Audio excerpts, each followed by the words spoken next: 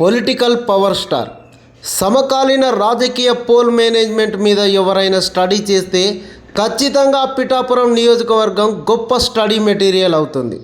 వేల కోట్ల రూపాయలు సంక్షేమ పథకాలు జగన్మోహన్ రెడ్డి చెప్తున్నట్లు ఆయన పాటించిన సోషల్ ఇంజనీరింగ్తో పాటుగా ఆయనకుండే ఓటు బ్యాంకు ఓ సైడు, సినీ గ్లామర్తో పాటుగా కూటమి బలగంతో పవన్ కళ్యాణ్ మరోవైపు బరిలో నిలిచారు.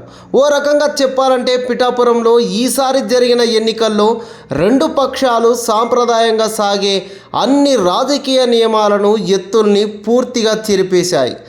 గెలిపే లక్ష్యంగా హోరాహోరీ పోరు సాగింది. ఇందులో గెలిచేవాడు తప్పకుండా మునగాడే, ఎందుకంటే అలాంటి వాతావరణాన్ని సృష్టించాయి రెండు పార్టీలు. పిఠాపురంలో గెలుపోటముల్ని అంచనా వేసే ముందు ఈ ప్రాంత ప్రజల రాజకీయ చైతన్యాన్ని తప్పకుండా చర్చించాలి. విద్యావంతులే కాదు, చాలా తెలివైన ఓటర్లు ఈ నియోజకవర్గంలో ఉంటారు. అందులోనూ కులం, సెంటిమెంటు ఈ రెండు ప్రధాన పాత్ర పోషిస్తాయి. ఓసారి నియోజకవర్గంలో రాజకీయ ముఖ చిత్రమే కాదు, చరిత్రను కూడా ఓసారి గుర్తు చేసుకోవాలి.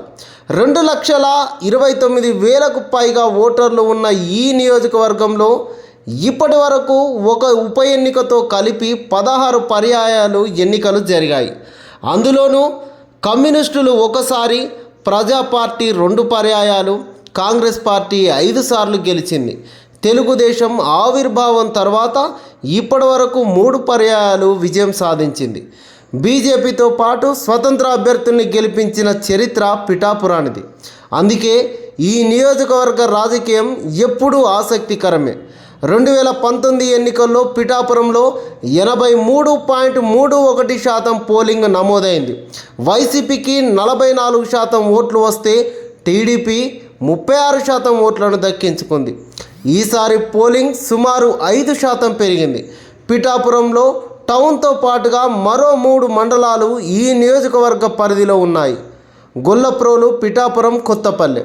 ఈసారి అధికార వైసీపీ పార్టీ 3 మండలాల మీద బలంగా పోల్ మేనేజ్మెంట్ ప్లాన్ చేసింది. లోకల్ వర్సెస్ నాన్ లోకల్ అంశాన్ని బలంగా నియోజకవర్గంలో ప్రచారం చేసింది వైసీపీ. కులాల వారీగా లెక్కలతో పాటుగా ప్రతి ఒక్క లబ్ధిదారుని పార్టీ నేతలు కలిసేలా వ్యూహం పన్నింది.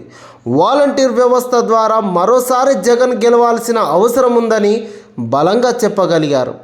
మంత్రి స్థాయి నేతలతో పాటుగా ముద్రగడ పద్మనాభం వంటి కుల నాయకుల్ని పిఠాపురంలోనే ఉండేలా పోల్ ప్లానింగ్ చేసింది జగన్ పార్టీ. పవన్ కళ్యాణ్ని ఎలాగైనా ఓడిస్తానంటూ ముద్రగడ పద్మనాభం ఆనపూనారు. పవన్ కళ్యాణ్ గెలిస్తే పద్మనాభ రెడ్డిగా తన పేరు మార్చుకుంటానంటూ సంచలన వ్యాఖ్యలు చేశారు. జగన్ ప్రచారాన్ని పిఠాపురంలోనే భారీగా ముగింపు పలకడంతో జగన్ పిఠాపురాన్ని ఎంత సీరియస్గా తీసుకున్నారో తెలుస్తుంది. అంతేకాదు, గీతమ్మను గెలిపించండి, ఉప ముఖ్యమంత్రిని చేస్తాను అని బహిరంగ ప్రకటన చేశారు. ఇదంతా నానానికి ఒకవైపు. పవన్ కళ్యాణ్ విషయానికి వస్తే ఇప్పటి వరకు పవన్ కళ్యాణ్ నాయకుడిగా విఫలమయ్యాడు. కానీ ఆ పార్టీ క్యాడర్, అభిమానులు మాత్రం ఫుల్ స్వింగ్లో ఉన్నారు. ఆ పార్టీకి బలం, బలహీనత ఊగిపోయే యువతే. వైసీపీని ఎలాగైనా ఓడించాలనే తపన వారిలో ఈ ఎన్నికల్లో చివరి వరకు కనిపించింది. వైసీపీ ముఖ్య నేతలతో పాటుగా జగన్ పవన్ కళ్యాణ్ మీద చేసిన వ్యక్తిగత వ్యాఖ్యలు పవన్కు ప్లస్ అయ్యాయి. ముఖ్యంగా పెళ్లిళ్ళ అంశం వైసీపీకి బూమరాంగ్ అయింది.